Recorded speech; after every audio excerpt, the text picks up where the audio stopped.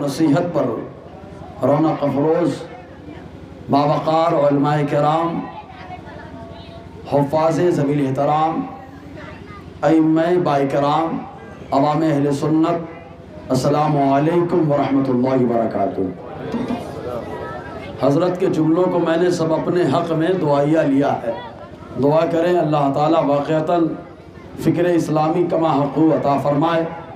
माशाअल्लाह माहौल तो बड़ा प्यारा है, लेकिन कठोरा में अक़ीदे में तो कठोर हैं, इसके अलावा ठंडी इतनी लग रही है कि बैठने में भी बड़े कठोर हैं यार। सही है ना? हज़रत बार बार बोले सुभान अल्लाह, लेकिन ये बताओ आप, एक सुन्नी मुसलमान बार बार बोले सुभान अल्लाह बोलो, सुभान अल्लाह बोलो, और हम लोगों को तो अगर 3 बजे रात में नियाज मिल जाए तो बुलाना नहीं पड़ता, खाली मालूम पड़े लंगर है बस। तो गौसे पाक का लंगर खाली खाने वाला नहीं होता है, अल्हम्दुलिल्लाह गौसे पाक का लंगर सुभान अल्लाह वाला भी होता है। ये इतने कठोर है यार। एक हदीस सुनाता हूँ माहौल चेक करने के लिए, ठंडी मुझे भी लग रही है, माहौल इंशाअल्लाह गर्म हो जाएगा। बुखारी शरीफ के हदीस पाक हुज़ूर सल्लल्लाहु अलैहि वसल्लम ने फरमाया इन्नमा तस्बीहुल रिजाल व तस्फीक़ु लिन्निसा। देखना आप, एक पैंट कोट वाला ताली बजवाता था पहले, वो नालायक था, नालायक है, नालायक रहेगा। उसको तो मैं ज़ाकिर दूसरे लफ्ज़ से लेता था, बेफ़तहिल अव्वलैन से, समझ में आया? बेफ़तहिल अव्वलैन लफ्ज़ ज़िक्र नहीं है, कुछ और है वो, उसी से नालायक ताली बजवाता था वो। लेकिन अल्हम्दुलिल्लाह सुन्नी जब भी बुलवाता है तो सुभान अल्लाह बुलवाता है। वजह क्या है? तो कहा हदीस पाक है, अल्लाह के नबी सल्लल्लाहु अलैहि वसल्लम ने फरमाया ताली बजाना ये औरतों का काम है, सुभान अल्लाह बोलना ये मर्दों की शान है। अब मर्दानगी की बात आई है ना, बराबर निकले। देखते हैं किसके अंदर कितना दम है, बोल के बताया एक बार और। हाँ, और ये बच्चे जब सुभान अल्लाह बोलते हैं ना तो लगता है कि मजाक उड़ा रहे हैं। तो बच्चे बेटा आप कंट्रोल में बोलें, क्योंकि आपका बोलना बिलाशुबा आप जज्बे से बोलते हो, सब आपके जज्बे को समझते हैं। अल्लाह आपको आलिम हाफिज़ कारी बना दे, दीन का दाई मुबल्लिग बना दे। जज्बा है, आप सिद्क़ दिल से बैठे हो, लेकिन चेक करना उनको है जो समझ रहे हैं बातों को, कि वो सुनने के मूड में बैठे हैं कि खाली मज़ा लेने के मूड में बैठे हैं। खाली माहौल बनाने के लिए एक बार और चेक कर रहा हूँ, सुभान अल्लाह बोल के बताया। माशाअल्लाह माशाअल्लाह जी। और एक और हदीस सुनाओ जो मुस्नद अहमद इब्न हंबल की हदीस है पाक। हुज़ूर सल्लल्लाहु अलैहि वसल्लम ने फरमाया जब बंदा बोलता है सुभान अल्लाह तो अल्लाह ताला उसके नाम का जन्नत में दरख्त लगा देता है। अब यहाँ पर एक नुक्ता ले लो, मैं आया मालेगांव से और आने के बाद आपके चबूतरे पे खड़ा होकर खजूर का झाड़ लगाऊं तो आप लगाने देंगे? हो सकता है कोई मोहब्बत ने बोले हज़रत है लगा लेने दो, वरना नहीं लगाने देंगे, क्योंकि आज झाड़ लगा रहे हैं, कल बोलेंगे मेरे अब्बा का घर है, मोरा घर है, समझे कि नहीं? तो टेंशन हो जाएगा। तो आदमी वहीं पे झाड़ लगाता है जो ज़मीन अपनी हो, अपने बाप की हो। समझ में आया? जो ज़मीन अपनी हो, अपने बाप की हो, तो यहीं से क्लियर हो गया, वो ताली बजाता है क्योंकि जन्नत में उसका ठिकाना नहीं है। अल्हम्दुलिल्लाह हमको जब भी बात पसंद आती है सुभान अल्लाह बोलते हैं, क्योंकि जन्नत हमारे बाप आदम के लिए बनी, हम उनकी औलाद है, अपने बाप की ज़मीन पर सुभान अल्लाह बोल करके खजूर का झाड़ लगा रहे हैं, अपने बाप की ज़मीन पर लगा रहे हैं बाबा। इसीलिए तो आलात फरमाते हैं तुझसे और जन्नत से क्या मतलब, वहाँ भी दूर हो, हम रसूलुल्लाह के जन्नत रसूलुल्लाह। और एक बात और बता दे, अब तो यहाँ खेती बाड़े वाले लोग हैं, इनको बाग बगीचे के बारे में अच्छी मालूमात है। ज़रा सा शहर में जाएं औरंगाबाद या इधर उधर तो लोग फार्म हाउस बना रहे हैं। फार्म हाउस में क्या होता है, का तरह तरह के झाड़ लगा लिए, दरख्त लगा दिए, और वहाँ पे जाके अय्याशियाँ करते हैं, शराब पी रहे हैं, वहाँ पे मस्तियाँ कर रहे हैं, बुराइयाँ कर रहे हैं। कहा ये दुनिया का फार्म हाउस है जिसमें ये सब होता है। अल्हम्दुलिल्लाह सुन्नी दुनिया का फार्म हाउस नहीं बनाता, जब बनाता है तो जन्नत का फार्म हाउस। कहा कैसे? कहा सुभान अल्लाह जब जब बोलता है तो वो दरख्त ही नहीं लगाता बल्कि जन्नत का फार्म हाउस तैयार कर लेता है। तो आज गौसे पाक की महफिल में एक फार्म हाउस बनना चाहिए, बोलो और सुभान अल्लाह यार। आइए ठीक है, अब आइए ज़रा से आगे गुफ्तगू का सिलसिला चले। उससे पहले एक हदीस पाक पर अमल करें कि हुजूर सल्लल्लाहु अलैहि वसल्लम ने फरमाया, अल्लाह के नबी सल्लल्लाहु अलैहि वसल्लम फरमाते जो मुझ पर दुरूद पढ़ता है اللہ تعالیٰ اسے پل صراط پر روشنی عطا فرمائے گا۔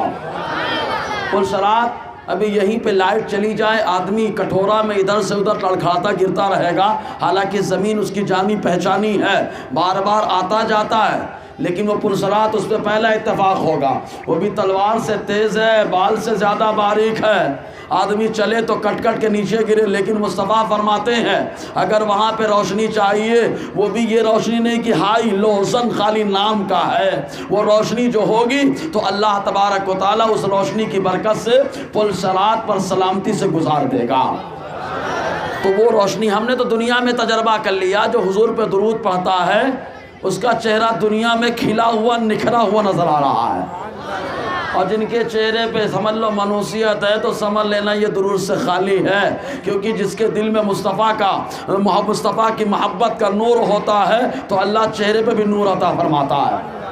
اور خود اعلیٰ علیہ رحمت الرضوان دیکھیں کیوں کہہ رہے ہیں، ذرا سنیں آپ، لیکن تسبیح جو لگاتے ہیں ہر سو فیرے کتنے مکروہ نظر آتے ہیں ان کے چہرے، اور کہہ گئے بریلی سے مجدد میرے مٹ گئے، مٹتے ہیں، مٹ جائیں گے آدھا تیرے، نہ مٹا ہے نہ مٹے گا کبھی چرچا تیرا۔ تو حضور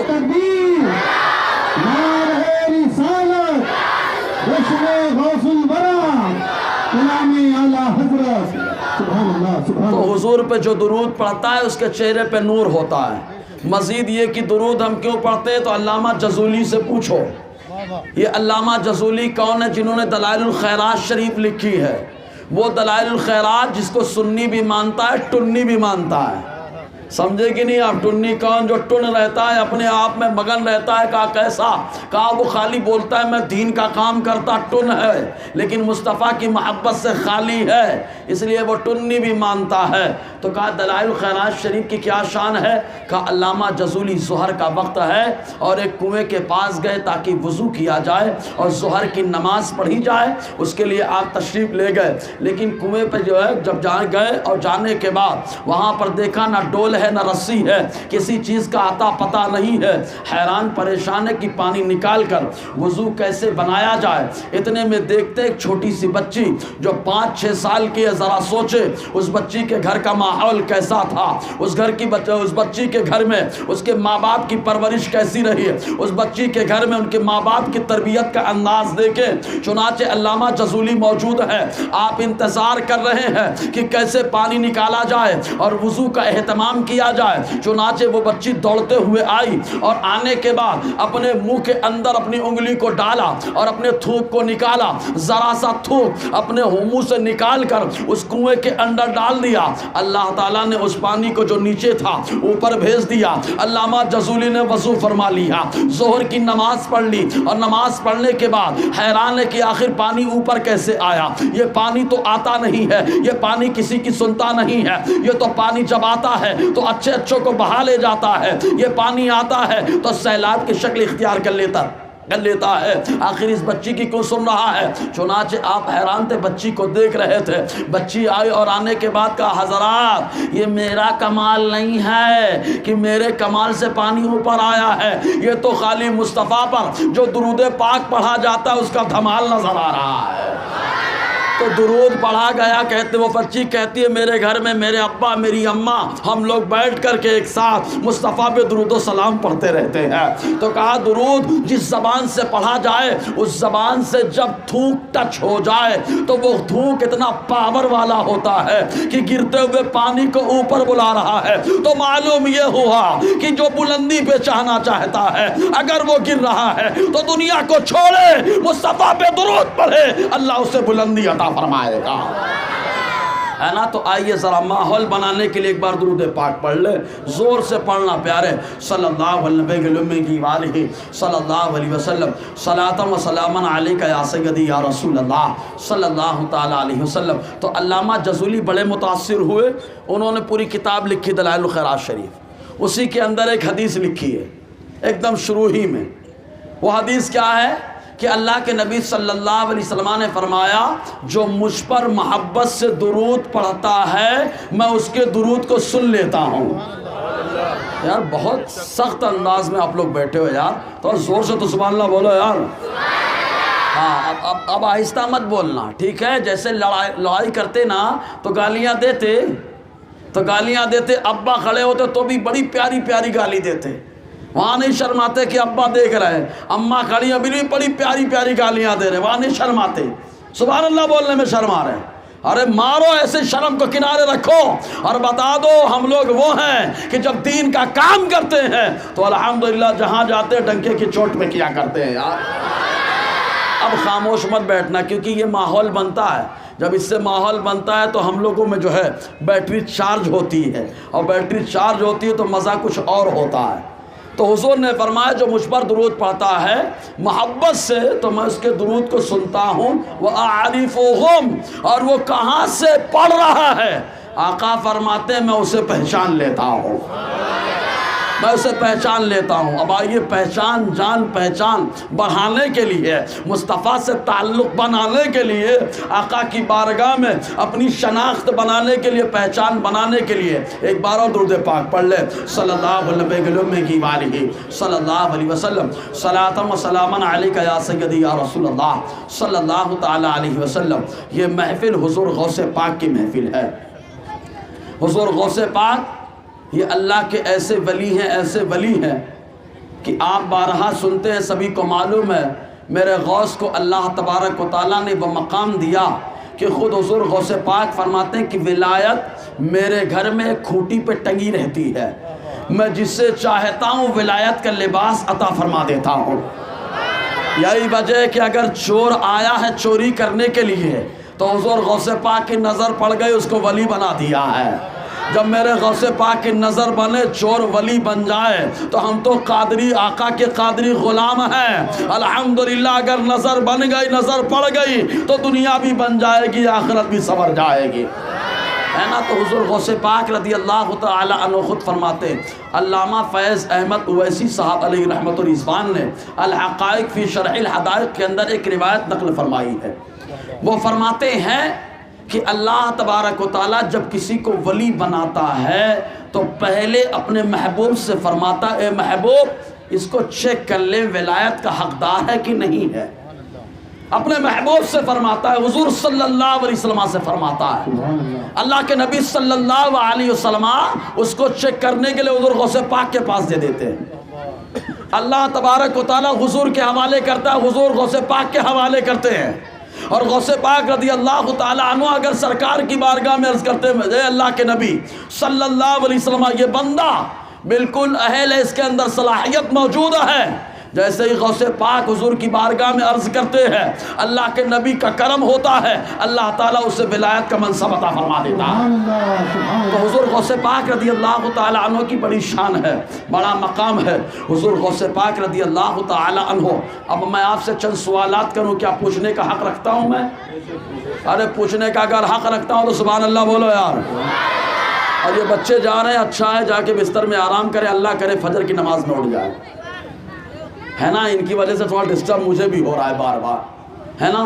یہ بات کرتے ہیں ادھر ادھر لگتے ہیں تو ذہن بھٹکتا ہے، اور جب ذہن بھٹکتا ہے تو مزہ نہیں آتا ہے۔ ایک تو میں ایسی زیارت نہیں کر پا رہا ہوں آپ لوگوں کی، اور جب زیارت ہوتی ہے تو مزہ آتا ہے نا۔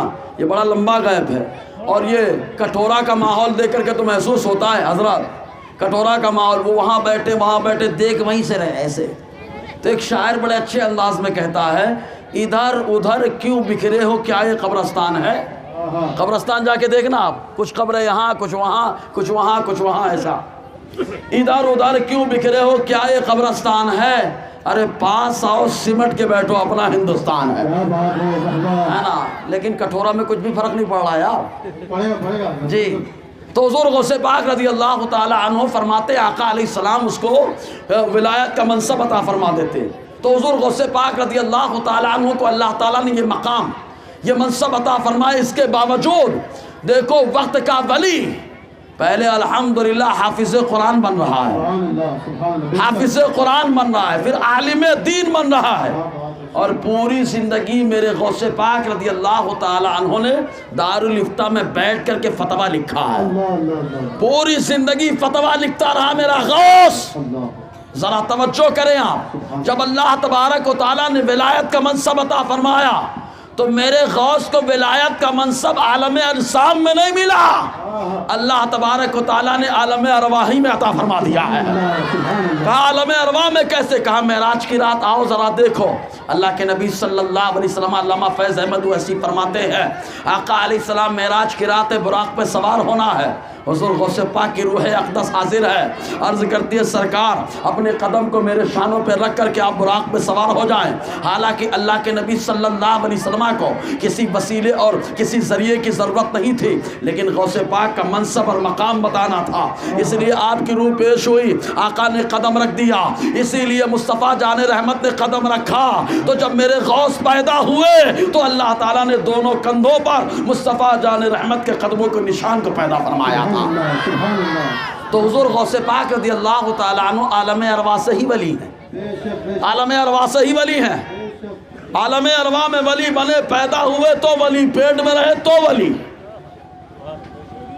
میرے غوث پاک رضی اللہ تعالیٰ عنہ کو اللہ تعالیٰ نے کہ مقام و مرتبہ عطا فرمایا، لیکن اس کے باوجود حافظ اور عالم مفتی بنے۔ آج ہمارے یہاں ایک جملہ رہتا ہے، الحمدللہ ہم لوگ تو نقشبندی ہیں، ہاں بالا پور کا نام سنا ہے؟ ارے سنا ہے کہ نہیں سنا یار؟ منڈی ہلا رہے، اتنی بڑی منڈی ہلا دیتے، زبان نہیں ہلا پاتے، سنا ہے؟ ہاں تو بالا پور میں ذکی میاں الحمدللہ نقشبندی ہے، صحیح النسب ثابت النسب سید ہیں، الحمدللہ حقیر فقیر کو اسی نقشبندی گھرانے سے نقشبندی سلسلے کی خلافت ہے۔ تو اب اگر کوئی نقشبندی ہو کر کے یہ بولے کہ عالم کی اور طریقت والے کی نہیں جمتی، تو میں تو کہوں گا ارے بھیا کائے کو جمے گی؟ کہاں سنی عالم جو ہوتا ہے وہ گھی ہوتا ہے، تو تیل ہے، تیل اور گھی کبھی نہیں جمتے، گھی گھی ہوتا ہے، تیل تیل ہوتا ہے۔ پھر بھی کہا حضرات حضور غوث پاک عالم حافظ بنے پھر بھی ولی رہے، خود فرماتے ہیں درست العلم حتی صرت قطبا، علم حاصل کرتا رہا یہاں تک کہ میں قطب بن گیا۔ تو اب یہاں پہ ایک سوال ضرور پیدا ہوتا ہے، لوگ بولتے ہیں حضرات یہ طریقت الگ ہے، شریعت الگ ہے، تو اس کے بارے میں ہمیں سمجھنا ہے کہ معاملہ ہے کیا۔ سننے کے موڈ میں آ رہے ہیں؟ دیکھیں علمی گفتگو ہونے جا رہے ہیں، اور آگے آ جائیں گے، آ جائیے۔ اور کچھ لوگ جو ہے نا اگر چاہیں تو بازو میں جگہ خالی ہے وہاں بھی آ سکتے ہیں،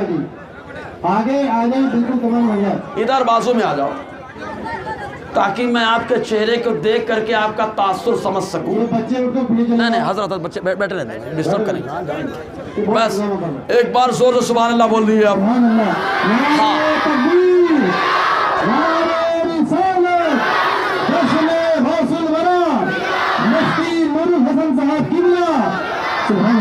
اب ایک سوال پیدا ہوتا ہے کہ حضرت جو طریقت والا ہوتا ہے اس کی شریعت والے سے نہیں جمتی ہے، تو یہ شریعت کا معاملہ کیا ہے، طریقت کا معاملہ کیا ہے، حقیقت کا معاملہ کیا ہے، معرفت کا معاملہ کیا ہے؟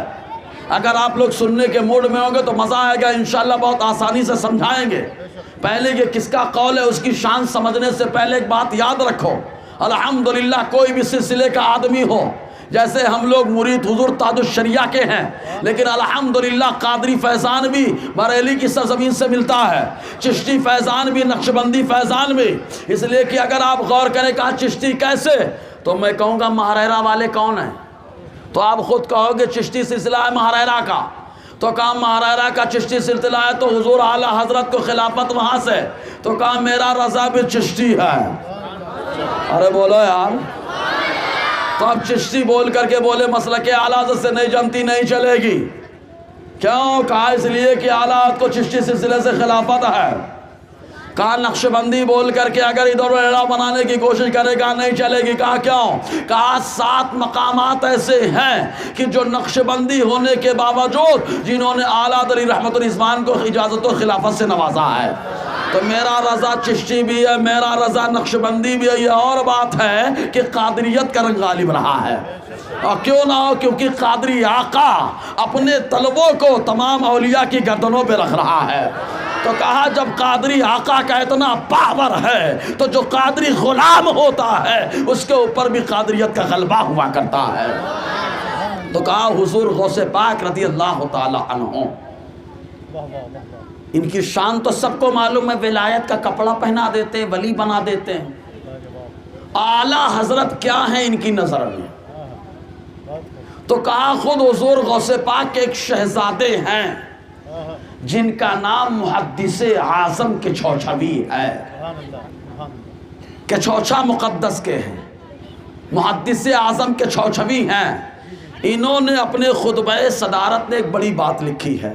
बात को समझाने से पहले मिसाल दे दूं, आप अगर कलम हाथ में लो तो कलम अपने इख्तियार से कुछ लिखता है कि जो आप चाहते हो वो लिखा जाता है। तो कलम कहेगा मेरे अंदर कोई पावर नहीं है, जैसा कलम वाला होगा वैसा मैं चलूंगा, जैसा मालिक वैसा मैं करूंगा। का बात तो सही है, कलम वही लिखता है जो मालिक चाहता है।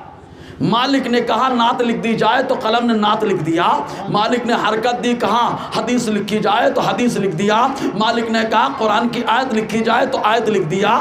और कोई पागल खड़ा हुआ बोले गाना तो गाना लिख दिया। अपना अपना अंदाज था, कलम जिसके हाथ में गया जैसा चाहा वैसा लिख दिया। कहा आला हजरत कौन है? काम मुहद्दिसे आज़म के चौचवी अपने खुतबे सदारत में इरशाद फरमाते हैं कि आला हजरत इमाम अहमद रज़ा खां हुजूर गौसे पाक के कलम का नाम है। कहा मतलब? कहा गौसे पाक के कलम का नाम है, मतलब इमाम अहमद रज़ा अगर कुछ लिखता है तो कहा कलम अपनी तरफ से नहीं लिखता है, जो मालिक की मर्जी होती है कलम वही लिख रहा है। कहा आला हज़रत ने जो जो लिखा है ये वही लिखा है जो शहंशाह बगदाद का फरमान हुआ है।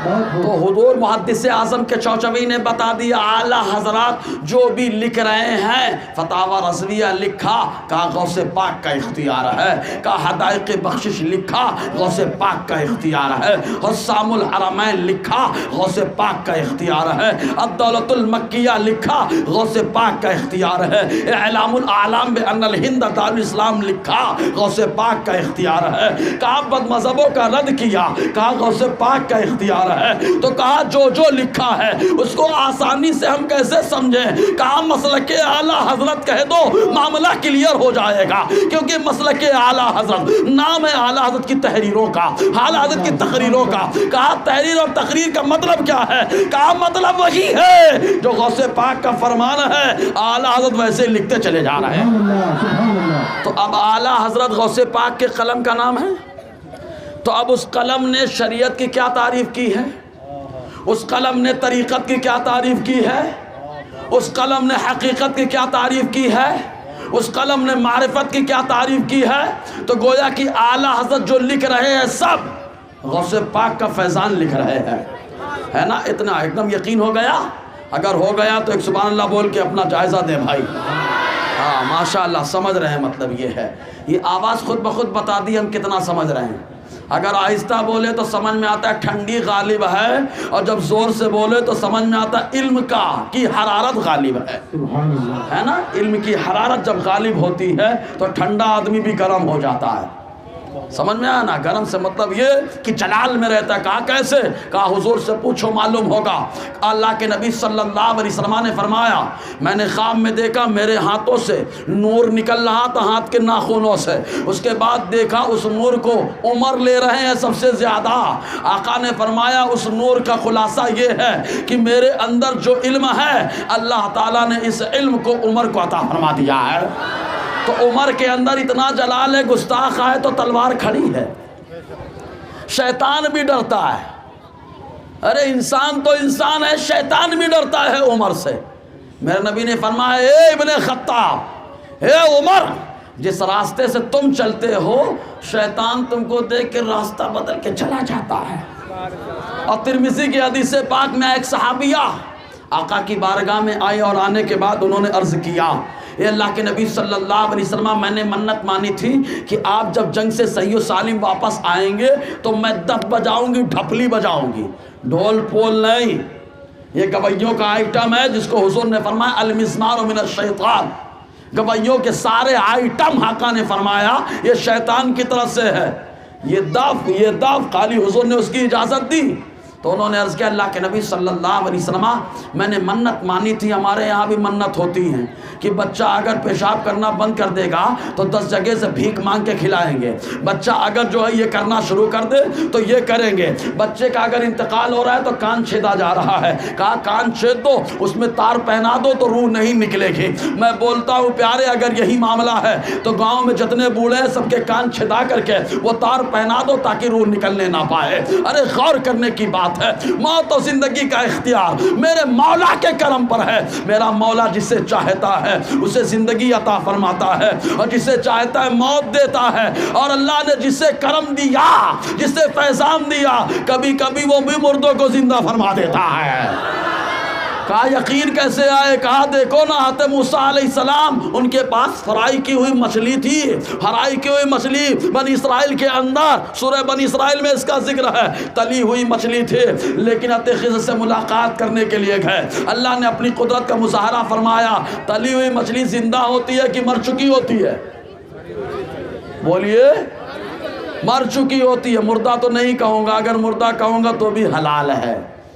دو ہی مردے تو حلال ہیں، ایک مچھلی مردہ وہ حلال اور ایک ٹڈی مردہ وہ حلال، وہ مری ہوئی مچھلی۔ لیکن اللہ نے قدرت کا مظاہرہ فرمایا تو خضر کے پاس پہنچی اور اس کے بعد اٹھی اور سمندر میں چلی گئی۔ جب سمندر میں جاتا ہے تو کوئی بھی چیز جائے تو راستہ بند ہو جاتا ہے، لیکن رب کی قدرت کا کمال دیکھو، وہ مچھلی زندہ بھی ہو گئی، سمندر میں جا رہی ہے تو سرنگ بناتے ہوئے چلی جا رہی ہے، سرنگ بناتے ہوئے چلی جا رہی ہے۔ تو یہ سب منتیں ہمارے یہاں بڑی عجیب و غریب ہوتی ہیں۔ بھیک مانگنے کی منت ایسا چل رہا ہے نا، بچہ پیشاب کرتا ہے بھیک مانگ کے کھلائیں گے۔ ارے اسلام میں بھیک مانگنے کی اجازت ہی نہیں ہے۔ ایک صحابی نے خالی ارادہ کر لیا تھا کہ اب مانگا جائے، مانگ کے کھایا جائے، حضور کو معلوم پڑا، اللہ کے نبی صلی اللہ علیہ وسلم نے بلایا ان کو، اور بلانے کے بعد ارشاد فرمایا بھیک مانگنے کا ارادہ ہے، اگر بھیک مانگ کر کے کھاؤ گے تو اللہ کے نبی نے ارشاد فرمایا روزے معیشت جو بلا وجہ بھیک مانگ کر کے کھاتا ہے جب وہ آئے گا تو اس کے چہرے پر گوشت نہیں ہوگا، خالی ہڈی ہڈی ہوگی۔ ایک روایت میں آقا نے فرمایا یہ بھیک مانگنے والا جب آئے گا تو اللہ کے نبی صلی اللہ علیہ وسلم نے فرمایا اس کے چہرے پہ لعنت ٹپک رہی ہوگی۔ ایک موقع پہ آقا علیہ السلام نے فرمایا یہ بھیک مانگنے والا بھیک نہیں مانگتا، یہ جہنم کی آگ کو مانگ رہے جو اپنے پیٹ میں بھر رہا ہے۔ تو ان صحابی نے ارادہ کیا تھا مانگا جائے۔ یہ صحابی نے جو ارادہ کیا تعلیم امت کے لیے کیا تھا کہ آقا کی امت کو کچھ معلوم پڑ جائے۔ حضور نے اپنی بارگاہ میں بلایا، ارشاد فرمایا کہ مجھے معلوم پڑا ہے کہ تم جو ہے بھیک مانگنے کا ارادہ رکھتے ہو۔ آقا حالانکہ آقا کے در کی بھیک کے مزہ ہی کچھ اور ہے یار، حضور کے در کی بھیک ہے یہ، یہاں کی بھیک سروری سے بہتر ہے۔ حضور نے ان کو بلایا اور بلانے کے بعد ارشاد فرمایا کہ تم نے جو ہے بھیک مانگنے کا ارادہ کیا، کیا تمہارے گھر میں کچھ نہیں؟ کہا کچھ نہیں ہے۔ حضور نے ارشاد فرمایا جاؤ دیکھو کچھ تو ہوگا۔ گھر والا بول رہا ہے کچھ نہیں ہے، لیکن پوری دنیا کا مالک و مختار بول رہا جا دیکھ تو صحیح کچھ تو ہوگا۔ کہا کچھ نہیں ہے، کہا دیکھ تو جا کر کے گئے، گھر میں تلاش کیا تو ایک پیالہ نظر آیا، ایک پیالہ نظر آیا، لے کر کے آئے، آقا علیہ السلام نے اپنے ہاتھ میں لیا اور لینے کے بعد حضور نے نیلام کیا اور نیلامی میں 8 درہم آئے۔ حضور صلی اللہ علیہ وسلم نے 4 درہم کر دیا۔ ایک درہم اس صحابی سے کہا لو جا کر کے راشن اپنے بچوں کو لا کر کے دو، اور ایک جو 4 درہم ہے اس سے کلہاڑی لے کر کے آؤ۔ وہ صحابی گئے کلہاڑی لے کر کے آئے، آقا علیہ السلام نے کلہاڑی میں جو دستہ ہوتا ہے لکڑے کا اپنے ہاتھ سے لگایا اور لگانے کے بعد فرمایا جا جنگل سے لکڑی کاٹ لا کر کے بازار میں بیچ اور 1 ہفتہ میرے پاس مت آنا۔ وہ صحابی گئے 1 ہفتہ جنگل میں لکڑی کاٹتے لا کر کے بازار میں بیچتے، لکڑی کاٹتے بازار میں بیچتے۔ 1 ہفتے کے بعد جب آئے تو اپنے دامن میں بہت ڈھیر درہم لے کر کے آئے۔ آقا علیہ السلام نے دیکھا مسکرا دیا، ارشاد فرمایا تو بھیک مانگنے کا ارادہ رکھتا تھا، پہلے تیرا ہاتھ نیچے رہتا تھا لیکن اب تجھے اللہ نے اس قابل بنا دیا کہ تو اب دے گا تیرا ہاتھ اوپر ہوگا۔ حضور نے فرمایا الید العلیٰ خیر من الید السفلیٰ، حضور نے فرمایا اوپر والا ہاتھ، دینے والا ہاتھ یہ نیچے لینے والے ہاتھ سے بہتر ہوا کرتا ہے۔ لیکن ہمارے یہاں بھیک مانگ کے کھلائیں گے، یہ کیا تماشا ہے؟ نارے بابا بھیک مانگنا حرام ہے، حلال روزی اللہ نے دی، حلال کھانا ہے۔ تو ان صحابیہ نے کہا میں نے منت مانی ہے۔ اچھا کچھ عورتیں منت مانتی ہیں سیدہ بی بی کی کہانی سننے کا، چلتا ہے ادھر بھی چلتا ہے نا، ہاں سیدہ بیوی کی کہانی. پہلے میں ان عورتوں سے پوچھتا ہوں سیدہ بیوی کس کو کہتے ہیں یہ بتاؤ تو صحیح. 10 بیویوں کی کہانی, 10 بیویاں کس کو کہتے ہیں معلوم ہے آج تک؟ ارے سیدہ بیوی کہتے ہیں فاطمۃ الزہرا رضی اللہ تعالیٰ عنہا کو. ان کے بارے میں کیا پڑھا آپ نے؟ خالی اس میں خواب ہے, میں یہاں گئی وہاں گئی, یہ ہوا وہ ہوا, کیا ہے یہ سب؟ اس میں نام بھی نہیں بتایا گیا. اگر سیدہ بیوی کی کہانی سننا ہے تو حضرت فاطمۃ الزہرا کی سیرت کی کتابیں ہندی میں بھی ہیں, اردو میں بھی ہیں. بیٹھو اپنے بچوں کو سناؤ, بچیوں کو سناؤ, بتاؤ بچیوں کو کہ سیدہ بیوی رضی اللہ تعالی عنہ گھر کے اندر رہتی تھی. اتنی حیا اللہ نے ان کے اندر ڈالی تھی. اس حیا کی برکت یہ ہے کہ روز محشر اللہ تعالیٰ ان کی حیا کا خیال فرما رہا ہے. اللہ ارشاد فرمائے گا اے اہل محشر اپنی نظروں کو نیچے کر لو, اس لیے کہ فاطمہ بنت محمد کا گزر ہونے والا ہے. بتاؤ سیدہ بیوی حضرت فاطمہ کو کہتے ہیں. 10 بیویاں نہیں 11 بیویاں. ایک آئے 10 بیویاں 11 بیویاں کس کو کہتے ہیں؟ کہا آقا کی ازواج مطہرات کو.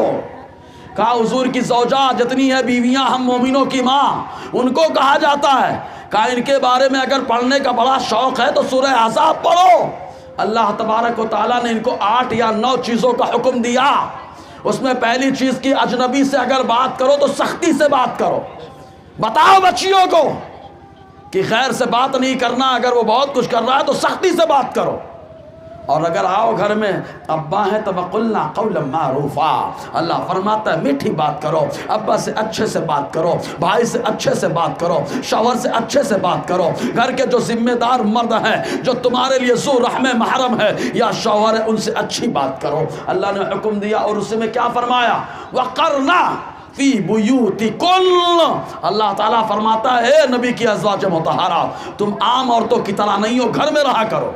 حضرت سودا سے لوگوں نے, کچھ عورتوں نے کہا تھا اے سودا بنت زمعہ رضی اللہ تعالی عنہا آپ حج کے لیے کیوں نہیں چلتی, عمرہ کے لیے کیوں نہیں چلتی ہیں؟ کہا میں نے جو حج فرض تھا کر لیا ہے, عمرہ بھی رسول اللہ کے ساتھ کر لیا ہے, اب ہم کو گھر میں رہنے کا حکم ہے, ہم گھر سے باہر نہیں نکلیں گے. دیکھو واہ کیا شان ہے, گھر کے اندر وہ موجود ہیں اور اللہ تبارک و تعالیٰ روز محشر جب ان کو بلائے گا تو یہ مقام ہوگا, جب وہ آئیں گی تو آقا کی زوجہ کہلائیں گی, حضور کے نکاح میں ہوں گی. تو ان بچیوں کو منت ماننا ہے تو یہ سب منت مان کے پڑھو. بتاؤ بچوں کو, بچیوں کو بتاؤ جو ہماری بچیاں جوان ہوئی ہیں وہ ابا کی نہیں سن رہی ہیں. وہ سوچتی کہ اب میں جوان ہوئی کائے کو ابا کی سننے کا, اماں کی سننے کا, وہ غیر سے جا کر کے باتیں کر رہی ہیں. اس بچی کو بتاؤ آج تو جوان ہے کل بوڑھی ہوگی, کل تیری بھی بچی ہوگی. آج تو نے اپنی اماں کا کہنا نہیں سنا ہے, ابا کی بات نہیں مانی ہے, کل جب تو بوڑھی ہوگی تیری بچی بھی جوان ہوگی. تو نے آج ہمیں ٹھکرا دیا ہے, کل تیری بچی تجھے ٹھکرا کر کے جائے گی, تب تجھے معلوم ہوگا کہ گھر سے بھاگنے کا نتیجہ کیا ہوتا ہے, گھر سے نکلنے کا نتیجہ کیا ہوتا ہے, باپ کی عزت سے کھیلنے کا معاملہ کیا ہوتا ہے, ماں کو بدنام کرنے کا معاملہ کیا ہوتا ہے. اس بچے کو بتاؤ تو صحیح. اور وہ میری مائیں بہنیں جو سن رہی ہیں ذرا سنیں, جو بچی بھاگتی ہے ایک بار اپنے بہن کے چہرے کو دیکھ لینا کہ تیرے بھاگنے کی وجہ سے تیری بہن کا رشتہ جو ہے لفڑے میں آ سکتا ہے, تیری ماں جو ہے بدنام ہو جائے گی, تیرا باپ جو 4 لوگوں میں سر اٹھا کر کے چلتا ہے تیرے بھاگنے کی وجہ سے سر جھکا کے چلے گا, تیرا بھائی جب بھی بات کرتا ہے تو بڑے وقار سے بات کرتا ہے لیکن تیری ایک غلطی کی وجہ سے خودکشی کرنے پہ مجبور ہو سکتا ہے. تو اے میری بہن غلط قدم مت اٹھاؤ سڑک چھاپ عاشقوں کے چکر میں, ماں باپ کو راضی کرو. اس لیے کہ ایک صحابی آقا کی بارگاہ میں آئے اور آنے کے بعد عرض کیا اے اللہ کے نبی صلی اللہ علیہ وسلم میں آپ سے بیعت کرنا چاہتا ہوں اس بات پر کہ آپ کے ساتھ ہجرت کر کے جاؤں گا, یعنی گھر بار چھوڑ کر کے آپ کے ساتھ رہوں گا, جہاد کروں گا. آقا نے فرمایا مجھے معلوم ہے لیکن یہ بتا کہ تیرے ماں باپ زندہ ہیں. انہوں نے کہا خوش نصیب ہوں بلکہ لاہما حی, ماں بھی زندہ ہے باپ بھی زندہ ہے. آقا نے فرمایا جا اپنے ماں باپ کے ساتھ اچھا سلوک کر, جب تو ان کے ساتھ اچھا سلوک کرے گا تجھے اللہ تعالی حج عمرہ جہاد تینوں کا ثواب عطا فرمائے گا. تو میری ماں بہنوں سڑک چھاپ عاشقوں کے چکر میں مت پڑو, یہ جب تک جوانی ہے تمہارا استحصال کرے گا. ہو سکتا ہے کہ تم کو لے کر کے جائے اس کے بعد چھوڑ کے بھاگ جائے. وہ بات تمہارے لیے بڑی قربانیاں دے کر کے تم کو پڑھایا, بڑی قربانیاں دے کر کے تم کو پروان چڑھایا, ذرا ان کی طرف بھی دیکھ لینا, ان کے ارمان کی طرف بھی دیکھ لینا. لیکن اللہ اکبر جب جوانی آتی ہے تو کچھ نہیں نظر آتا. میں کہتا ہوں جوانی لاؤ تو ایسی لاؤ، جوانی لاؤ تو کیسی لاؤ؟ کہا ماں عائشہ صدیقہ جیسی لاؤ۔ جوانی لاؤ تو حضرت فاطمہ الزہرا جیسی لاؤ۔ کہا کیوں؟ کہا ماں عائشہ صدیقہ نے وہ حیا کیا کہ سوچو آج دنیا تو سلام پیش کر رہی ہے، لیکن ماں عائشہ صدیقہ کو اللہ تعالیٰ نے خود سلام کہلوایا ہے۔ جسے اللہ سلام کہلوائے ذرا سوچو ان کا مقام کیا ہوگا۔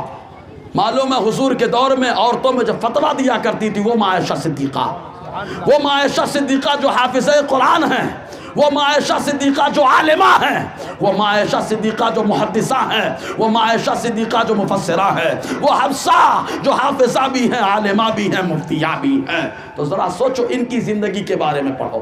منت ماننا ہے تو ایسی منت مانو۔ میری بات سمجھ میں آ رہی ہے؟ اگر آ رہی تو اپنے فارم ہاؤس میں ایک اور جھاڑ آنا چاہیے بھائی۔ ایسے ایک اور لگاؤ تو آج یہاں پہ فارم ہاؤس لگا کے اٹھنے کا بولو۔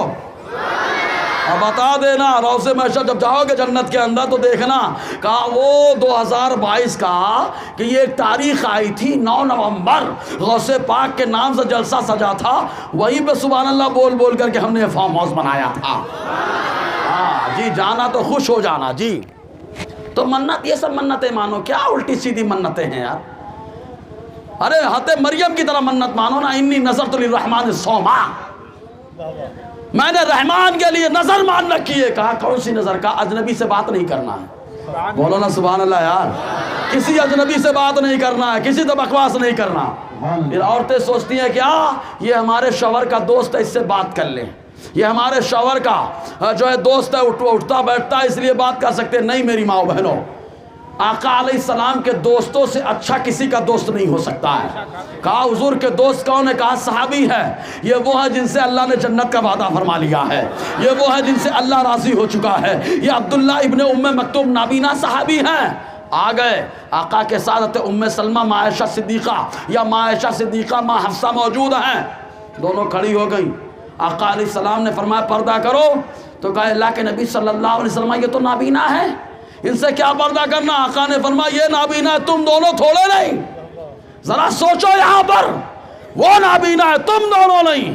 وہ حضور کے صحابی ہیں جن سے اللہ نے جنت کا وعدہ فرمایا ہے، حضور کے دوست ہیں۔ جب دوستوں کا یہ معاملہ، تو اندازہ لگائے جب حضور کے دوستوں سے پردہ ہے، حضور کے دوستوں سے پردہ ہے تو پیر سے بھی پردہ ہے، پیر سے بھی پردہ ہے، ولی سے بھی پردہ ہے، سب سے پردہ ہے۔ اب یہیں پر ایک بات عورتوں والی آج کل ذات چل رہی ہے، حالانکہ موضوع سے بہت دور نکل جا رہا ہوں، آپ اگر سنتے رہیں تو میں گھنٹوں سناتا رہوں گا۔ ایک بار سبحان اللہ بولیے آپ۔ آج ایک معاملہ اور چل رہا ہے، بولے فلاں عورت بابا جی آ گئے، ہے نا؟ چل رہا ہے کہ نہیں چل رہا ہے؟ یہ پاگل پاکھنڈی عورت جس کو ڈھنگ نہیں وضو بنانے کا نہانے کا، بولے بابا آ گئے۔ بابا نہیں آئے، کون آیا معلوم ہے؟ ایک مثال حدیث سے بھی بتا رہا ہوں، پہلے ایک مثال دیتا ہوں۔ ہم لوگ اسٹیج سے آئیں اتر کر کے، اچھل کے آپ کے اوپر بیٹھ جائیں تو آپ ہم کو کیا بولو گے؟ بدتمیز بولو گے نا، کہ کیسے مولانا ہے یار یہ اچھل کے ہمارے اوپر بیٹھ رہا ہے۔ اچھا وہیں پر اگر کوئی عورت ہو اس پہ ہم لوگ بیٹھے تو بدتمیز نہیں بولو گے، پھر تو ہاتھ بولے گا اور چہرے سے خون کی بارش ہوگی۔ کام مولانا اگر بیٹھے اچھل کر کے تو ہم برا مان جاتے ہیں۔ وہ اللہ کے ولی آئیں گے اس کے پاس جس کے بارے میں اللہ کے نبی صلی اللہ علیہ وسلم نے فرمایا، ارے ایمان کامل والا، نور ایمان والا شخص مسلمان وہ ہے جس کے ہاتھ اور زبان سے دوسرے مسلمان سلامت رہتے ہیں۔ تو یہ اولیاء کسی کو تکلیف نہیں دیتے ہیں، تکلیف والے کے تکلیف کو دور کر دیتے ہیں۔ میرے غوث نے کرم فرمایا، ایک نوجوان آ گیا، کہا سرکار میرے یہاں بیٹی ہوئی ہے، میں دعا کرے کہ بیٹا ہو جائے۔ آپ نے فرمایا جا جا بیٹا ہوگا۔ آیا، آنے کے بعد کہا بیٹی ہوئی ہے حضرات؟ آپ نے فرمایا جا دیکھ جا کے بیٹا ہی ہوا ہوگا، حالانکہ بیٹی ہوئی تھے۔ آیا، کہا سرکار بیٹی ہے؟ کہا دیکھ جا کے۔ غوث پاک نے فرمایا اس نوجوان نے جا کر کے دیکھا، اللہ تعالیٰ نے اسے بیٹا بنا دیا ہے، بیٹا بنا دیا۔ یہ میرے غوث کی شان ہے۔ تو بتانا مقصد یہ کہ اللہ کا ولی تکلیف نہیں دیتا، تکلیف کو دور کر دیتا ہے، پریشانی کو دور کر دیتا ہے۔ جیسے ایک نوجوان آیا، جس نے کہا سرکار رات میں نے خواب میں دیکھا میرے ابا مجھے نظر آئے تو وہ پریشانی میں تھے، ان کے اوپر عذاب ہو رہا تھا، مجھے ٹینشن ہے میں کہ میرے ابا کے اوپر عذاب کب تک چلے گا۔ حضور غوث پاک نے فرمایا تیرا باپ کیا میرے مدرسے کے پاس سے گزرا ہے؟ ارے زور سے یار، غوث پاک کے مدرسے کے، غوث پاک فرما رہے مدرسہ، جب آپ کے مدرسے کا یہ مقام ہے تو جس غوث پاک کا یہ مدرسہ ہو سکتا ہے اس غوث پاک کا مقام کتنا بلند والا ہوگا۔ آپ نے فرمایا میرے مدرسے کے پاس سے گزرا ہے؟ کہا ہاں ایک بار گزرا ہے۔ کہا جا ٹینشن نہیں ہے۔ اتنا کہا دوسرے دن گیا، رات میں سویا، سویرے آیا مسکرا رہا ہے۔ غوث پاک نے فرمایا کیا ہوا؟ کہا کل آیا تھا عذاب ہو رہا تھا، آج آیا ہوں دیکھ کر کے خواب میں کہ میرے ابا مسکراتے ہوئے نظر آ رہے ہیں۔ تو اللہ کا ولی تو پریشانیاں دور کرتا ہے، اور یہ بتا رہے ہیں کہ اللہ کا ولی آ گیا ہے۔ تو کون آتا ہے؟ صحیح بات ہے نا؟ آپ پوچھیں گے آتا کون ہے، تو کہا حدیث سن لو، ہمارا ایمان حدیث پہ ہے کہ نہیں؟ اچھا یہ مت سمجھنا کہ میں شریعت و طریقت کو چھوڑا ہوں، پکڑ کے رکھا، ابھی آ رہا ہوں اس پہ۔ کہا حدیث میں کیا آیا؟ کہا اللہ کے نبی صلی اللہ علیہ وسلم فرماتے ہیں، مسلم شریف کی حدیث پاک، مشکات کی حدیث پاک، جس کے راوی عبداللہ ابن مسعود ہیں، یہ بیان فرماتے ہیں کہ حضور صلی اللہ علیہ وسلم نے فرمایا جب بچہ پیدا ہوتا ہے تو اس کے ساتھ ایک فرشتہ پیدا ہوتا ہے اور اس کے ساتھ ایک شیطان پیدا ہوتا ہے۔ فرشتے کو ملہم کہا جاتا ہے، شیطان کو ہمزاد قرین کہہ دیا جاتا ہے، حالانکہ دونوں قرین ہیں۔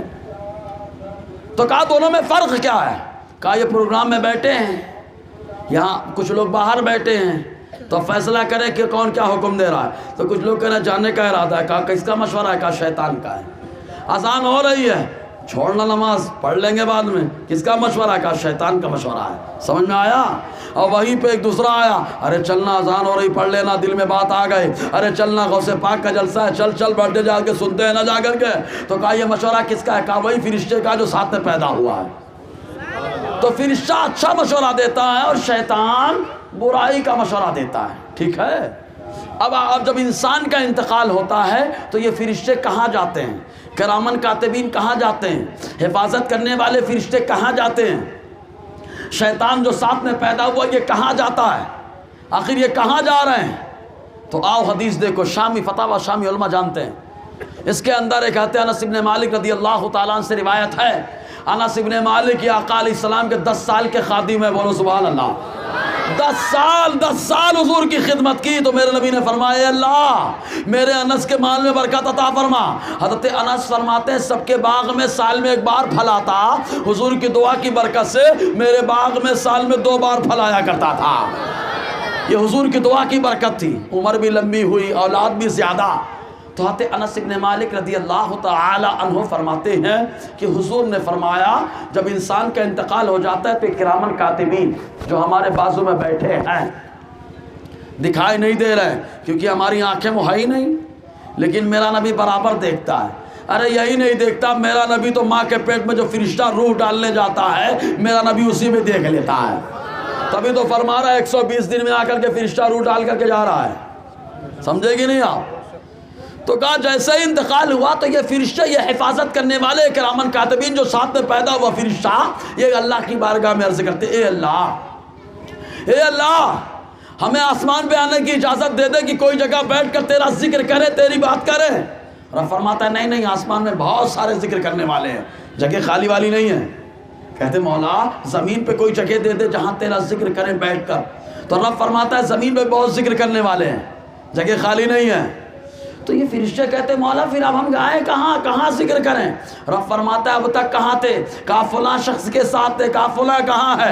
کہا قبر کے اندر۔ تو اللہ تعالیٰ فرماتا ہے اس کی قبر کے پاس جاؤ اور قیامت تک 4 کلمات کہتے رہو۔ تو فرشتے قبر پہ جاتے ہیں، جانے کے بعد 4 کلمات سبحان اللہ، الحمدللہ، اللہ اکبر، لا الہ الا اللہ۔ کوئی قبر پہ فاتحہ پڑھے نہ پڑھے، یہ فرشتے اللہ کا ذکر کر کر کے فاتحہ پڑھ رہے ہیں۔ تو کہا فرشتے تو وہاں پہنچ گئے لیکن شیطان کہاں گیا؟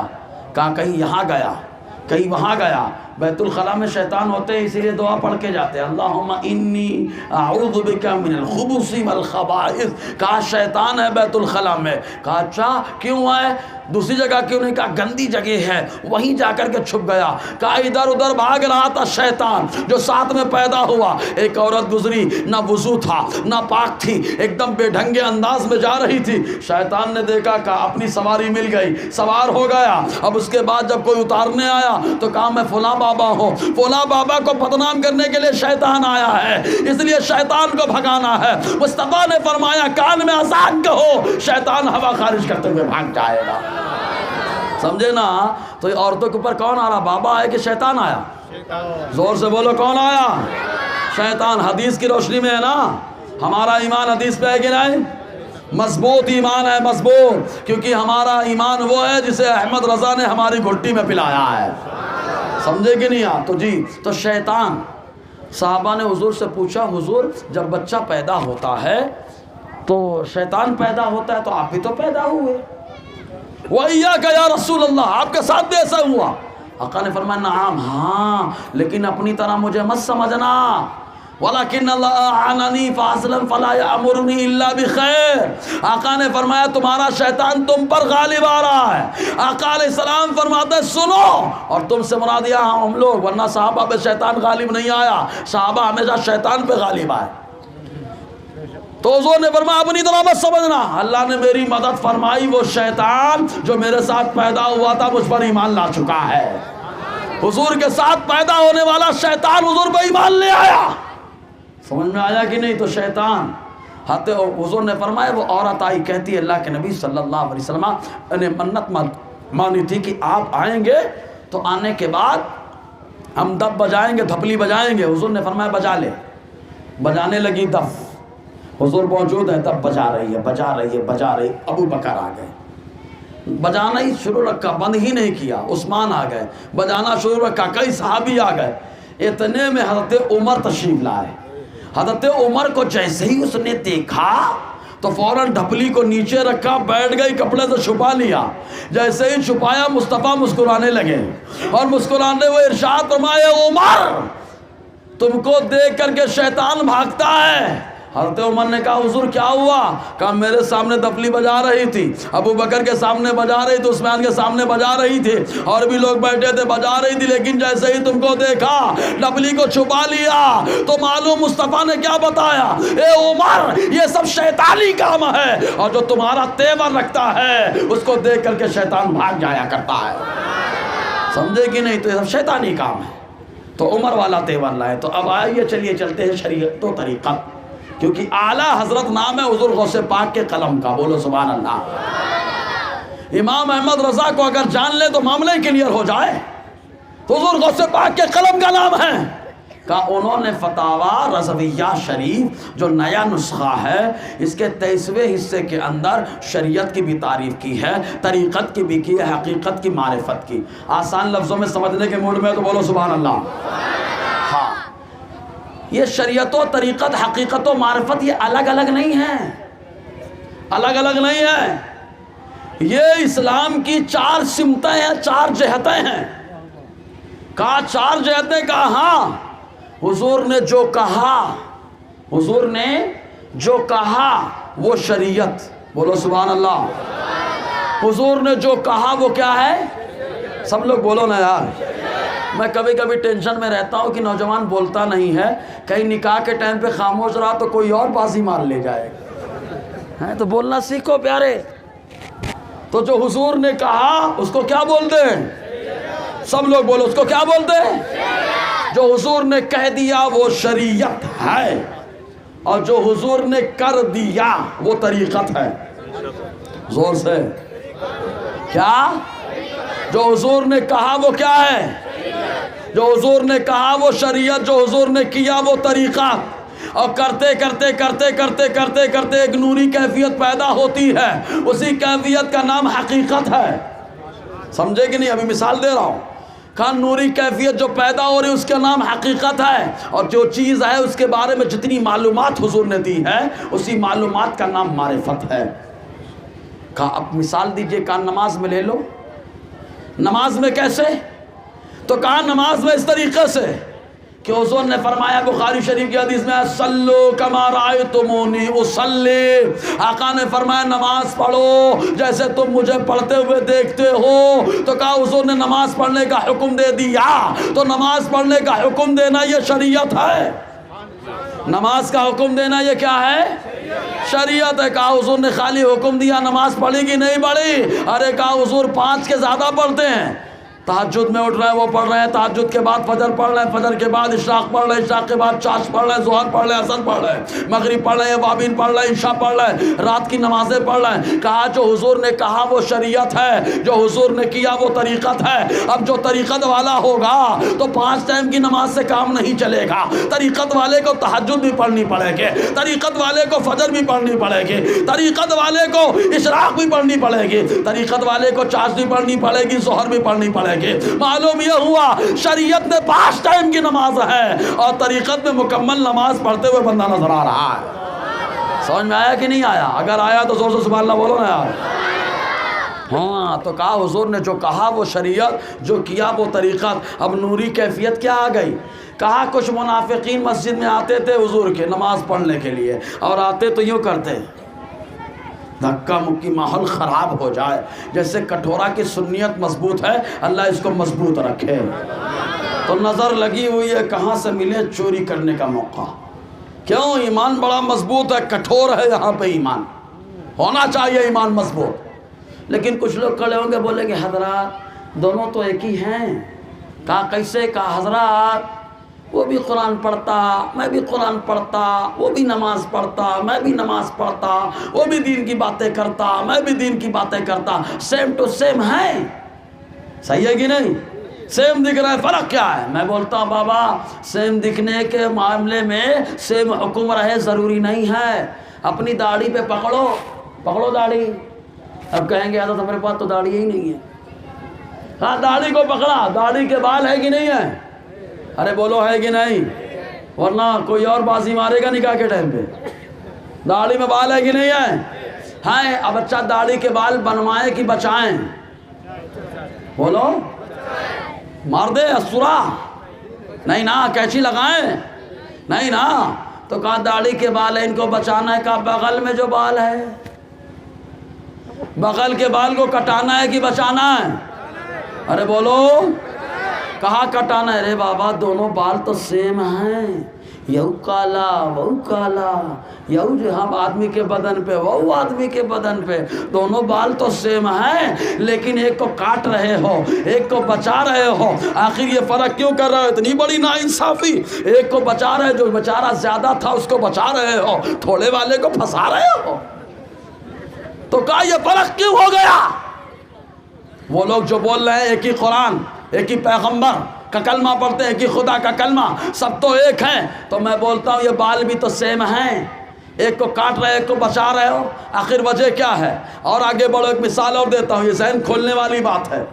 ایک بات بتائیے، آپ کے بدن میں کھال ہے کہ مال ہے؟ بولو۔ کھال ہے، یہاں کی کھال کاٹ سکتا میں؟ ہاتھ کی کھال کاٹوں؟ کچھ لوگ ہوتے ہیں غصے میں کاٹ لیتے ہیں، بہت ٹینشن تھا، خودکشی کر لیا، بے ٹینشن تھا، خودکشی کر کے اور ٹینشن بڑھا رہا، مرنے کے بعد قبر میں اور ٹھکائی۔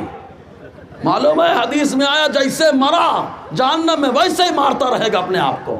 اس لیے مسلمان پریشانی سے ڈرتا نہیں ہے، مسلمان کو جب نعمت ملے تو شکر کرتا ہے، اور جب پریشانی آتی ہے تو صبر کرتا ہے، اللہ تعالیٰ اس کا بدلہ جنت عطا فرماتا ہے۔ ہاں پریشانی میں صبر کرنا یہ بھی کمال کا معاملہ ہے۔ حدیث میں حضور فرماتے ہیں مومن کا حال بڑا پیارا ہے، نعمت ملے تو شکر کر لیتا ہے، مصیبت ملے تو صبر کر لیتا ہے۔ تو کہا یہاں کی کھال کاٹوں کہ نہ کاٹوں؟ بولو۔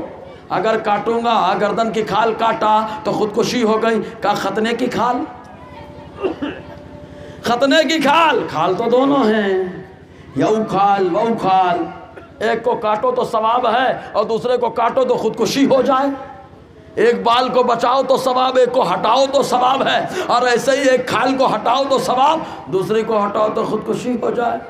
کہا یہ تو مال کھال کھال برابر نہیں، بال بال برابر نہیں۔ میں آگے بڑھ کے بولتا ہوں مال مال برابر نہیں۔ ایک آدمی تھا سویرے گیا اپنے کھیت پہ اور جا کر کے محنت سے کمایا اور لایا، لانے کے بعد بڑھیا پکوایا، بچوں کو کھلایا. بتاؤ حلال ہے کہ حرام ہے؟ ارے بولو نا یار. ایک آدمی ہے گونڈی ہے مستری ہے، گیا صبح سے لے کے شام تک کمایا، 500 کی نوٹ پایا، گیا راشن کی دکان پہ چاول لایا اور گوشت کی دکان پہ گوشت لایا اور لانے کے بعد غوث پاک کی نیاز پکا کر کے اپنے بچوں کو کھلایا. بتاؤ ثواب ہے کہ گناہ ہے؟ محنت سے کما رہا ہے نا. وہیں پہ ایک بیٹھا تھا ایک دم ریکامٹا بھامٹا، وہ بیٹھا تھا کہ او اس راشن کی دکان میں چاول ہے، یہاں پہ گوشت ہے. گیا تالا توڑا، وہی گونی سے وہی پوتے سے نکالا چاول اور گیا چوری کر کے لایا گوشت. اب بنا کر کے چوری کا چاول، چوری کا گوشت بریانی بنا کے ذوق سے کھا رہا ہے، مزہ آ رہا ہے. بتاؤ حلال ہے کہ حرام ہے؟ کیا آدمی ہے یار. بال سیم دکھے ایک کو بولے بچاؤ ایک کو ہٹاؤ، کھال سیم دکھے ایک کو بولے ہٹاؤ ایک کو بچاؤ. مال ایک لا رہا ہے تو بولے حلال، ایک لا رہا ہے تو بولے حرام. اور آگے بڑھوں؟ کہا اور آگے بڑھیے حضرت. بال برابر نہیں، مال برابر نہیں، کھال برابر نہیں. میں کہتا ہوں رشتہ بھی برابر نہیں. کہا کیسے؟ کہا اماں کے قدموں کے نیچے جنت ہے. صحیح ہے نا؟ تو اب جتنے شادی شدہ تھے گئے بستر پہ، اہلیہ کا پاؤں دبانے لگے.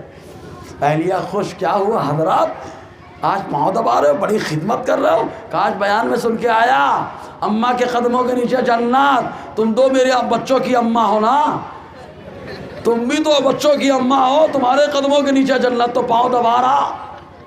صحیح ہے کہ نہیں؟ تو کہا نہیں رے بابا، تیری جنت تیرے اماں کے قدموں کے نیچے ہے اور اس کے قدموں کے نیچے تیرے بچوں کی جنت ہے. سمجھ میں آیا کہ نہیں آیا؟ فرق سمجھ میں آ رہا ہے کہ نہیں آ رہا؟ کہا جب یہ فرق سمجھ رہے تو یہیں کلیئر ہو گیا سیم دکھنے والی چیز سیم نہیں ہوتی ہے. یہ فرق کیوں ہو رہا ہے؟ کہا اس لیے ہو رہا ہے کہ ہم لوگ قرآن و حدیث کو ماننے والے ہیں، مصطفیٰ کے دین کو ماننے والے ہیں. ہماری شریعت میں ہماری طبیعت نہیں چلتی ہے، ہمارے دل کا جو ہے فرمان نہیں چلتا ہے، ہمارا دماغ نہیں چلتا ہے، بلکہ ہمارے شریعت میں ہمارے خدا کا فرمان چلتا ہے، رسول اللہ کی سنت چلا کرتی ہے.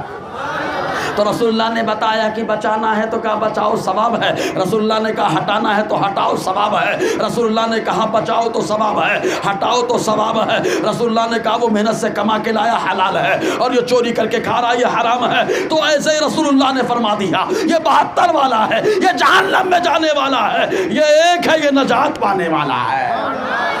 اب سیم بول کر کے سیم میں مت گھسانے کے چکر میں آنا، اور اگر جو بولے تو اس کے سامنے کھڑے ہو کے بول دینا بغل کا بال مت کاٹنا بے، ختنہ مت کرانا بے. صحیح ہے کہ نہیں؟ اب بال اگر بڑے ہو جائے سر میں تو مت کٹانا جا کے، کائے کا تورا بال ہے نا بے، تے تورے بال کا کٹا کے دفنا نہیں رہے، پھینک کے آ رہے، دفنا کے آؤ کے. سمجھ میں آ گیا؟ اگر آیا تو بولو سبحان اللہ. سمجھ میں آیا؟ تو آج لوگ برابر سب کو لے کے چل رہے ہیں سب. ارے یار یہ لوگ ہوتے نا حضور کو مشورہ دیتے، اللہ کے نبی صلی اللہ علیہ وسلم نے مسجد سے بھگایا، وہاں بھی تو سیم کہہ سکتے تھے، یہ کھڑے ہوتے بولتے حضور سیم تو ہیں. عبداللہ ابن مکتوم اذان دے رہے ہو؟ کہاں؟ کہا کون آیا؟ کہا صحابی آ گئے. کہا کون آیا؟ کہا منافق آ گئے. کہا منافق کیسا؟ کہا وہی حضور کے پیچھے نماز پڑھتا تھا. وہ کہاں نماز؟ کا مسجد نبی میں پڑھتا تھا. کہا اچھا، اذان کی آواز پہ آتا تھا، قرآن بھی وہی پڑھتا تھا، سیم قرآن، سیم ایک قرآن، ایک قرآن، ایک قرآن، ایک پیغمبر کا ماننے والا، لیکن اندر جا کے گستاخیاں کرنے والا. تو آقا علیہ السلام نے مسجد کے اندر یہ ہوتا تو مشورہ دیتا، لیکن حضور کو مشورہ دیتا تو لفڑے میں آ جاتا. تو جیسے وہاں لفڑے میں ویسے یہاں لفڑے میں رہے گا، کیونکہ مصطفیٰ نے وہاں بھی بھگایا ہے یہاں بھی ہٹایا ہے. آقا نے 33 لوگوں کا نام لیا اور لینے کے بعد مسجد سے بھگا دیا. کہا ان کو کیوں بھگایا گیا؟ کہا اور دوسروں کو کیوں سینے سے لگایا گیا؟ تو مصطفیٰ نے بتایا یہ غدار تھے، ان کو بھگایا جا رہا ہے، جو وفادار ہیں بلا کے سینے سے لگایا جا رہا ہے. تو کہا جو 72 والے یہ غدار ہے، اگرچہ ٹوپی ویسے ہی ہے، داڑھی ویسے ہی ہے، قرآن ویسے ہی پڑھتے ہیں، اچھا پڑھتے ہیں، لیکن بھگانا یہ مصطفیٰ کی سنت کریمہ ہے. اب اگر ہوٹل پہ بیٹھ کے تبصرہ کرو گے نا کال، تو یاد رکھنا رسول اللہ نے ان کو بھی بھگایا ہے. اور ایک بات اور بتا دوں، عالم ارواح میں آدمی جس سے محبت کرتا رہا دنیا میں اس سے کرتا ہے.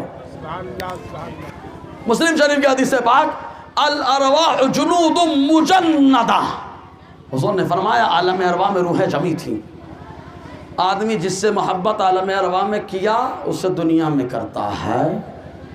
تو اب تم کس سے کر رہے ہو؟ کہا سب کے کر رہا ہوں، سب سے کر رہا ہوں. کہا سب سے حضور نے کیا کہا نہیں بابا کس سے کیا؟ کہا مصطفیٰ نے محبت وفاداروں سے کیا۔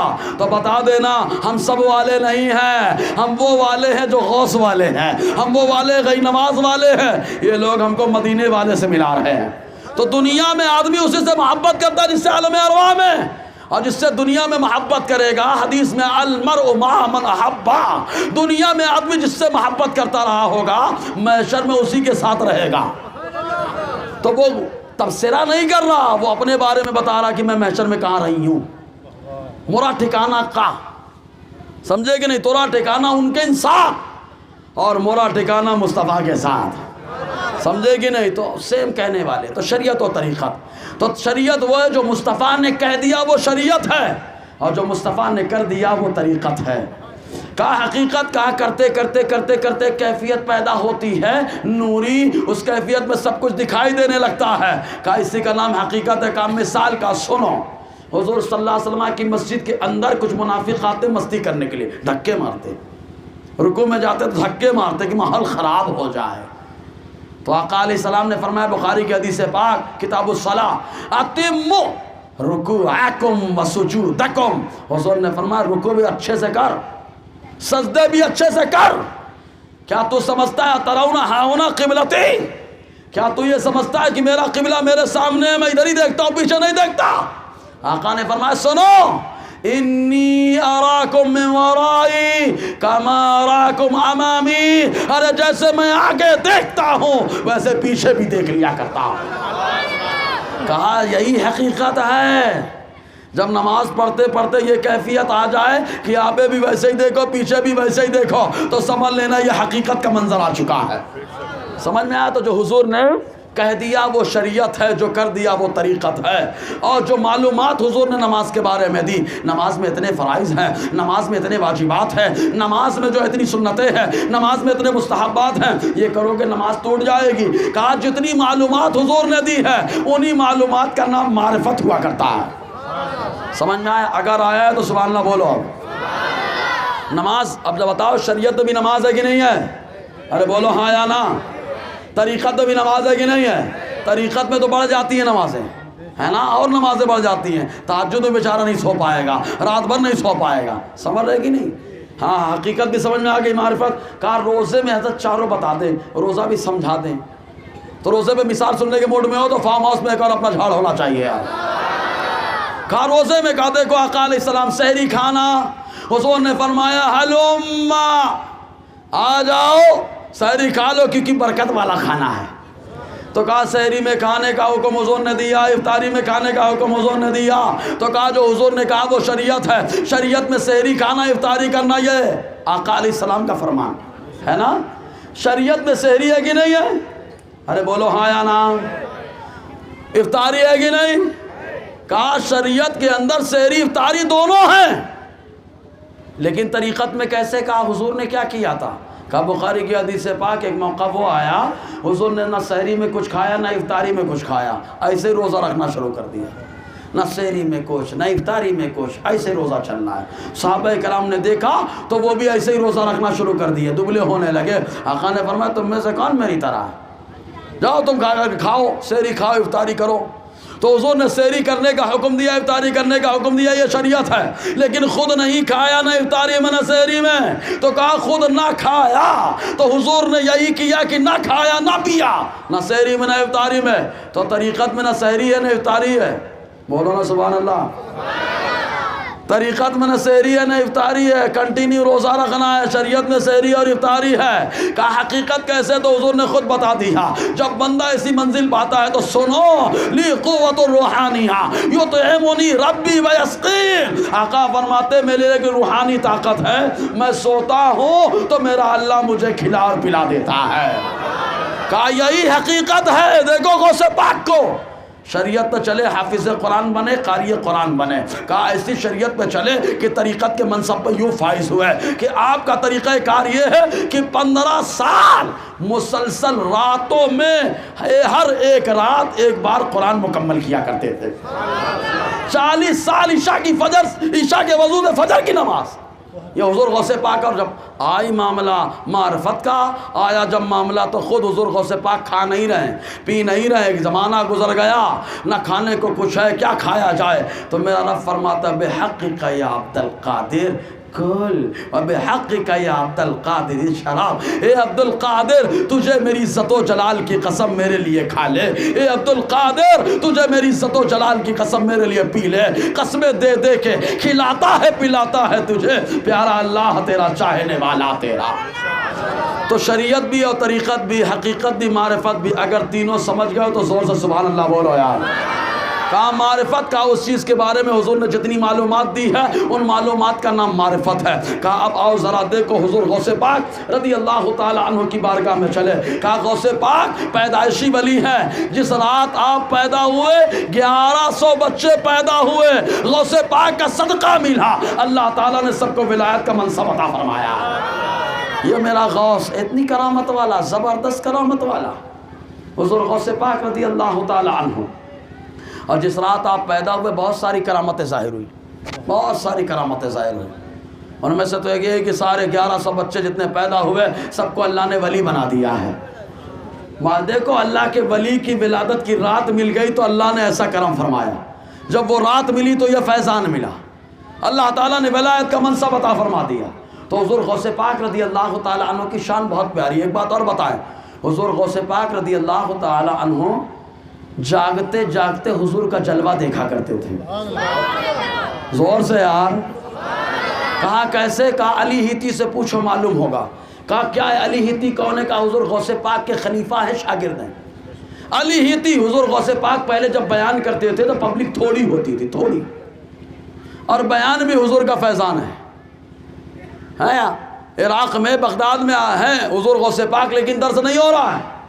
حضور صلی اللہ علیہ وسلم تشریف لائے خواب میں ہے عبد القادر میرے بیٹے بیان کیوں نہیں کرتے؟ کہا حضور میں اجمی آدمی عرب کے باہر کا, یہ لوگ عربی میں ان کے سامنے کیسے باتیں کروں کیسے بیان کروں؟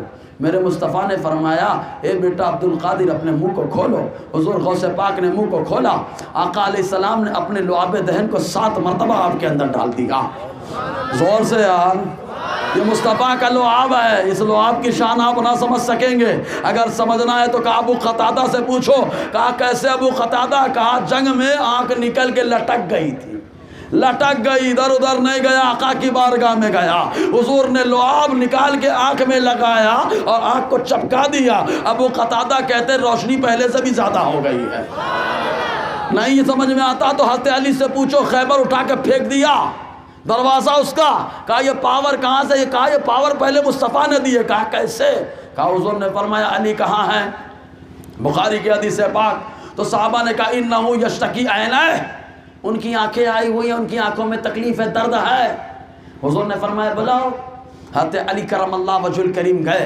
آقا علیہ السلام نے اپنا تھوک نکالا آنکھ میں لگا دیا اور حضرت علی رضی اللہ تعالیٰ کی بیماری بھی دور ہو گئی. اور تھوک لگانے کی برکت سے یہ پاور اللہ نے دے دیا. یہ پاور دے دیا کہ خیبر کا دروازہ جو ہٹنے کا ٹوٹنے کا نام نہیں لے رہا تھا حضرت علی نے اکھاڑ کر کے پھینک دیا تھا.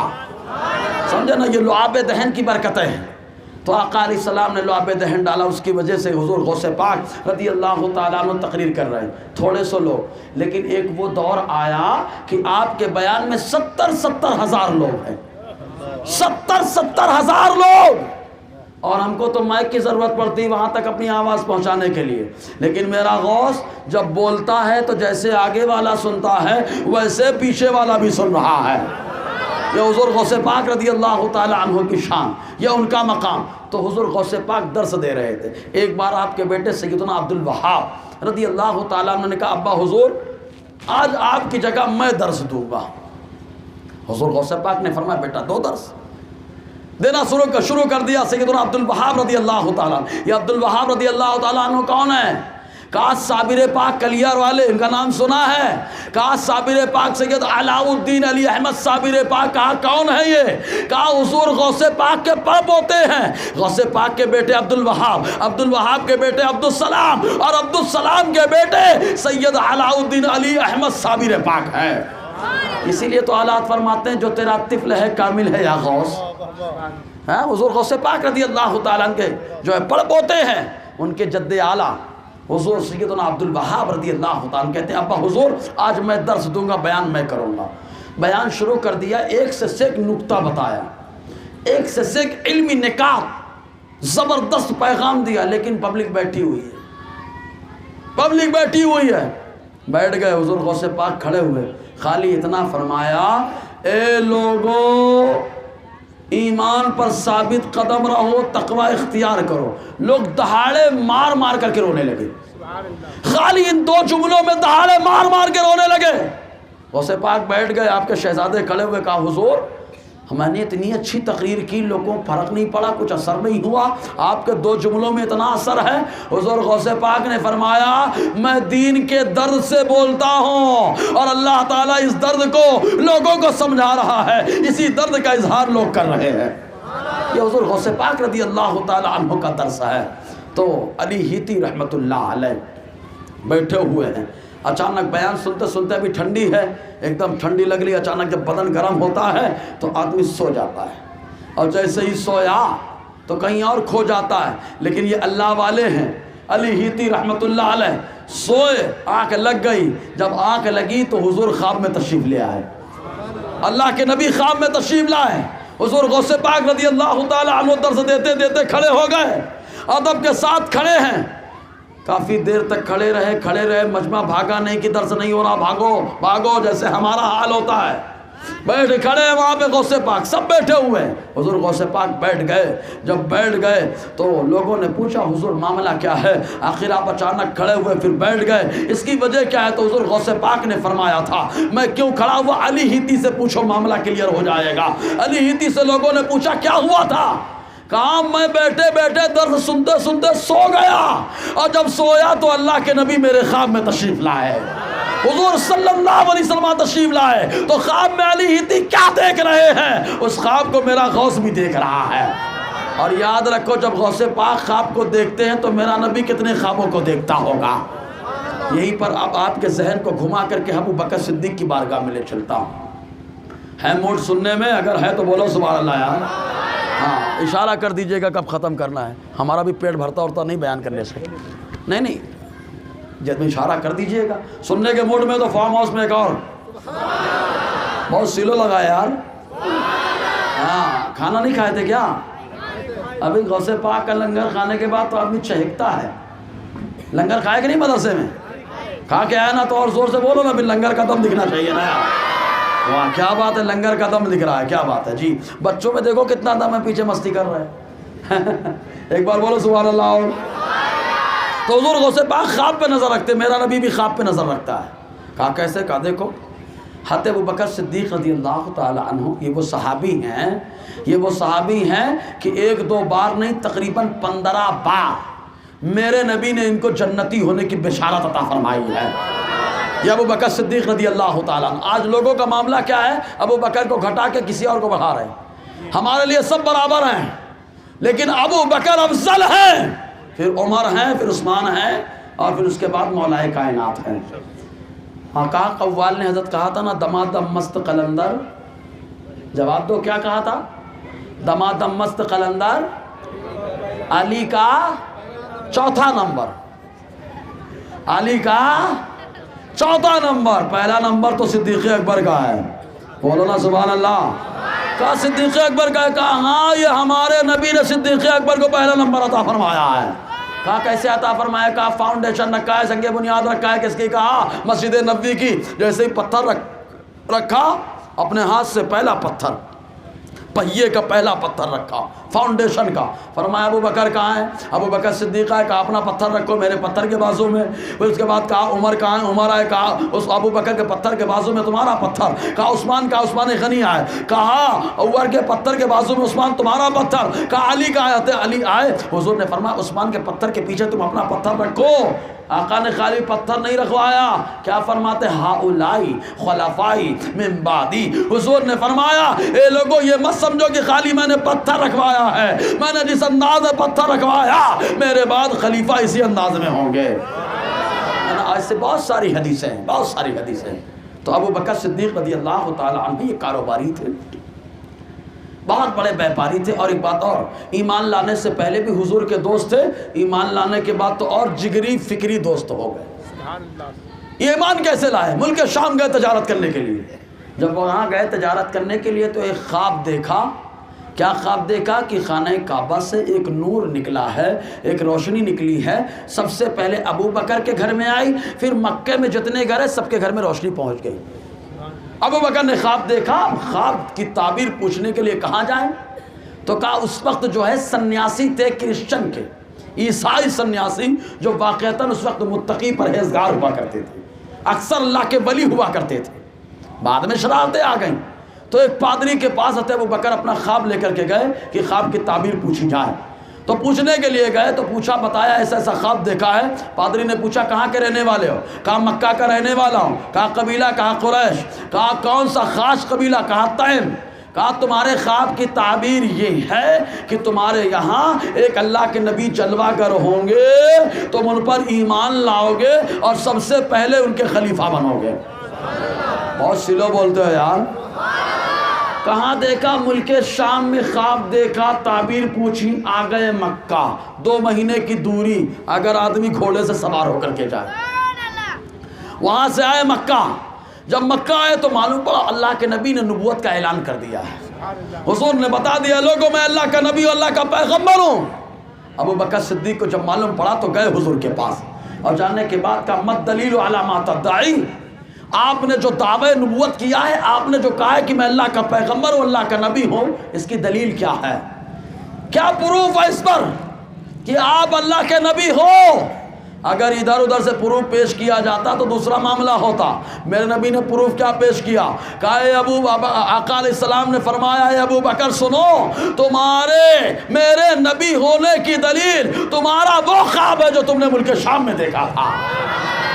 تو ملک شام میں خواب دیکھ رہے ہیں، میرا نبی مکے میں بیٹھ کے دیکھ رہا ہے، مکے میں دیکھ رہا ہے. کیا تعبیر بتا رہا ہے؟ ابو بکر نے جیسے ہی سنا کلمہ پڑھ کے مشرف اسلام ہو گئے. تو حضور صلی اللہ علیہ وسلم کی شان، خواب دیکھتے لوگ پہ آقا کی نظر ہے. تو سوچو یہ امت کیا کیا سوچ رہی ہوگی. مصطفیٰ کی نظر نہیں ہے؟ آقا نہیں جانتے؟ ترمذی شریف کی حدیث پاک، حضور صلی اللہ علیہ وسلم 2 رجسٹر لے کر کے آئے. ایک دائیں ہاتھ میں رجسٹر تھا، ایک بائیں ہاتھ میں. صحابہ سے پوچھا جانتے ہو یہ رجسٹر کیسے ہیں؟ حضور صحابہ نے عرض کیا اللہ اس کے رسول بہتر جانتے ہیں.